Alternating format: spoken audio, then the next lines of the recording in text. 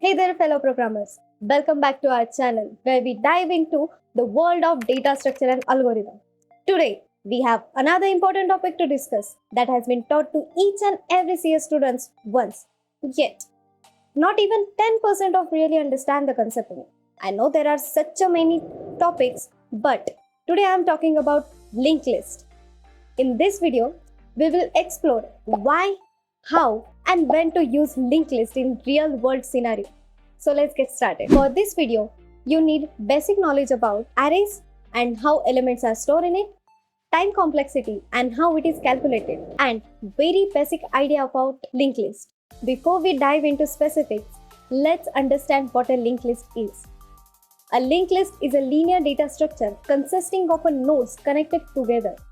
Each node contains some data and reference to the next node in the sequence. Now, why should we use linked list for solving DSA problems?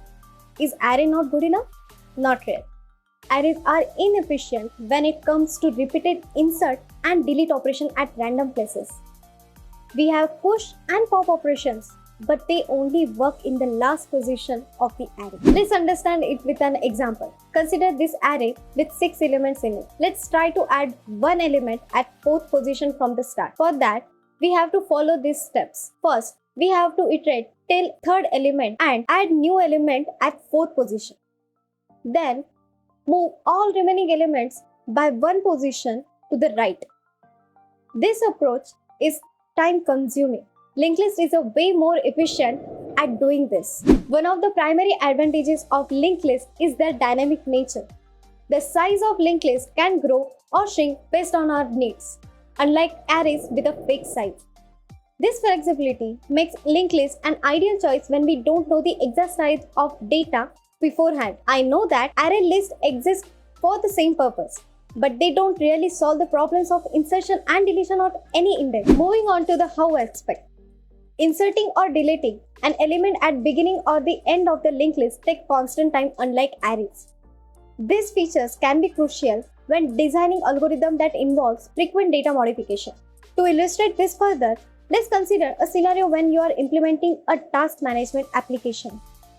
Each task has a priority level and you need to keep the tasks sorted. Based on their priority, with a linked list, you can efficiently insert new tasks at appropriate position without having to shift other elements.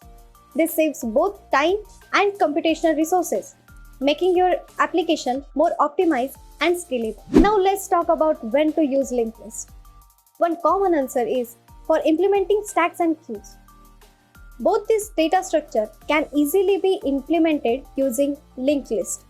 For example, to implement stack, we can use single linked list, where every new element is added at the head of the linked list. Similarly, for a queue, we can use doubly linked list, where new elements are added at the tail and removed from the head. Don't worry, you don't need to know about stacks and queues yet. We are going to cover it in the upcoming videos. Consider a simulation where you are building a system for an incoming request at a web server. A queue data structure is an excellent choice for handling this request.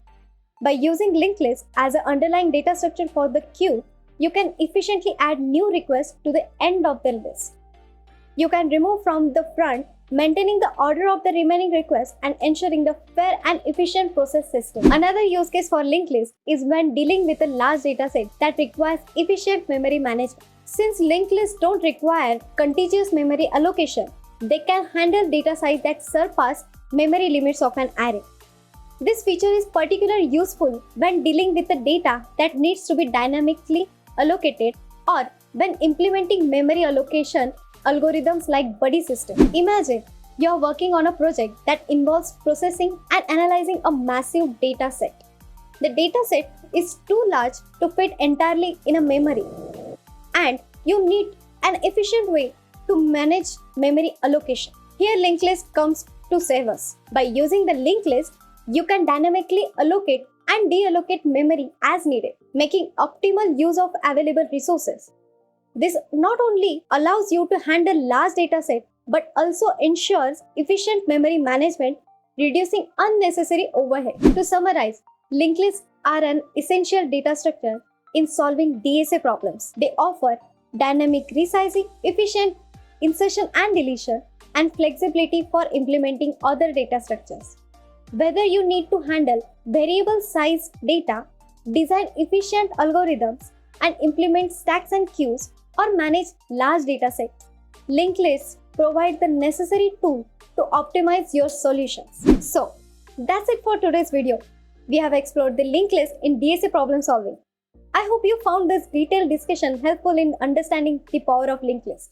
If you did, don't forget to like this video and subscribe to our channel for more exciting content. Let us know in the comments below if you have any questions and suggestions for future videos. Until then, happy coding and see you in the next one.